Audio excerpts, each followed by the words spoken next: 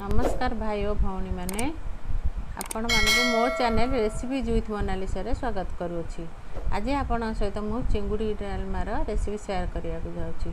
चलतु ये video T start करिया। मु हाफ केजी चिंगुड़ी एमती भल भाव धोई लुण हलदी गोले नहीं जाइए भल धोई तापर आम ये गोटे कड़े बस तेल गरम कर भाजी भल भाव भाजी नहीं गोटा थालिया को भल काढ़ी नहीं जाइए। चिंगुड़ी भजा रेडी हो गला।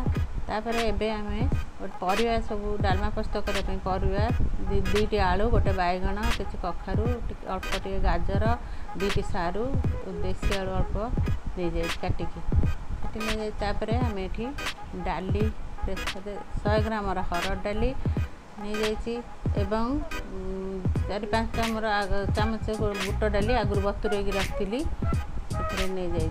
डाली प्रेसर गोटे प्रेसर नहीं जावा से आम हरड़ और बुट भल धोई कि नहीं जावा प्रेसर पानी देदेबा पानी देकी सब परिवा गुड़ा से डाली रे देदेबा। डाली सब परिवा पकई सारा पर आम ये गोटे चामच परिवा सब पकई सारा पर गोटे चामच हलदी गुंड एवं 2 चामच लुण प्रेसर देदेबा। 2 चामच लुण दे ताकू आप जी लुण खाते से अनुसार नहीं पारे और 2टा तेजपत्र पकई भल भाव गोड़े गैस रे बसईदेवा। एपटे गोटे कड़े गरम करवा 2-4 चामच तेल देदेबा देकी दालचीनी खंड 2-3 खंड पकईदेबा। पकई सारा पर 2टा बड़ बड़ पियाज काटिकी रखी से तेल रे देदेली तेल देदेली पियाज गरम ब्राउन हवा जाए। एपटे 8-10 कला रसुण गोटे खंडे अदा नहीं गोटे हेमदस्ता छेचारे मोफार एमती गोटे पथर हेमदस्ता छेचिकी से कड़े देदेली पियाज हाफ ब्राउन है जाए देदेली। गोटे चामच लंका गुंड देदेली लंका गुंड धनिया गुंड 2 चामच पकईदेली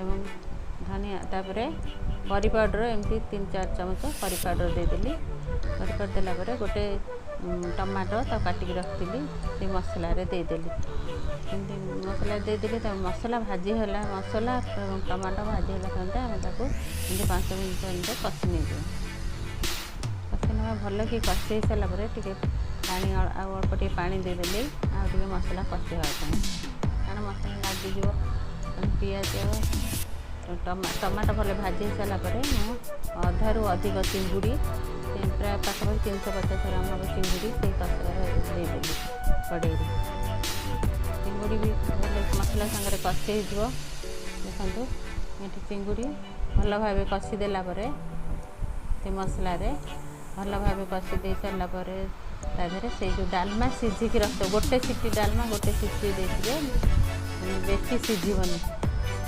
ठंडा हो सारा प्रेसर ठंडा हो सारा कवर काढ़ी कड़े दे गोटे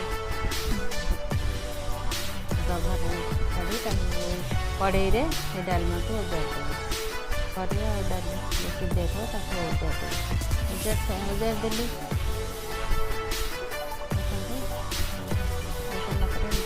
किस समय गोल 5 मिनट फुटिला चिंगुड़ी और डाली परिया सब भल भाव सारा 5 मिनट फुटिला मुझे काटिकी धनिया पत्र रखी से पकईदेली पकईदेली गरम मसला 2 चामच गरम मसला 2 चामच पकईदेली एथर आमर चिंगुड़ी डालमा प्रस्तुत हो गला। आम गोटे बाल को काटिकी सर्व करवा एवं ये चिंगुड़ी डालमा भात और रुटी सागर खाइले बहुत स्वादिष्ट लगी। आप बनातु